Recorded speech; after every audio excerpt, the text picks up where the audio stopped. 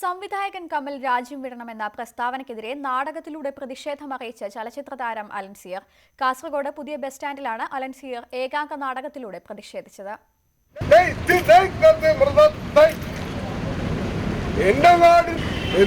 എന്നോട് ചോദിക്കുന്നു, നീ ആര്?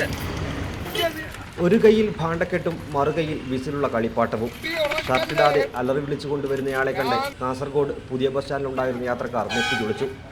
അമേരിക്കയെന്ന് അലറി വിളിച്ചുകൊണ്ട് ബസ്സിൽ കയറിയപ്പോഴും യാത്രക്കാർക്ക് എന്താണ് കാര്യമെന്ന് മനസ്സിലായില്ല. സംവിധായകൻ കമൽ രാജ്യം വിടണമെന്ന BJP നേതാവ് AN രാധാകൃഷ്ണന്റെ പ്രസ്താവനയ്ക്കെതിരെയുള്ള ചലച്ചിത്ര താരം അലൻഷിയറിന്റെ പ്രതിഷേധമായിരുന്നു ഇത്.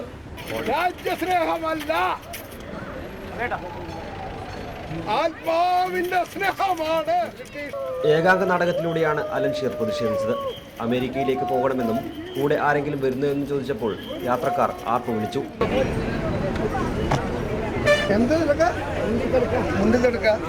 ഞാൻ അമേരിക്കയിലേക്ക് പോകാനാണ്. എന്റെ കൂടെ നിങ്ങൾ അമേരിക്കയിലേക്ക് വരുന്നുണ്ടോ? എന്നാൽ കേൾക്കണം, അമേരിക്കയിലേക്ക് ചവിട്ടി തള്ളാൻ. ഓക്കെ, സന്തോഷം.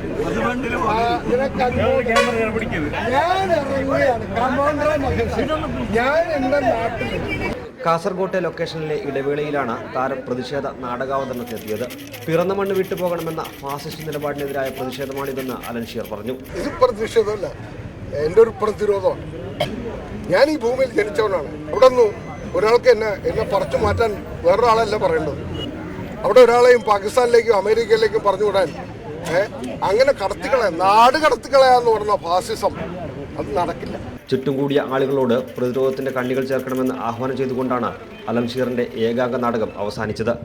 News 18 കാസർഗോഡ്.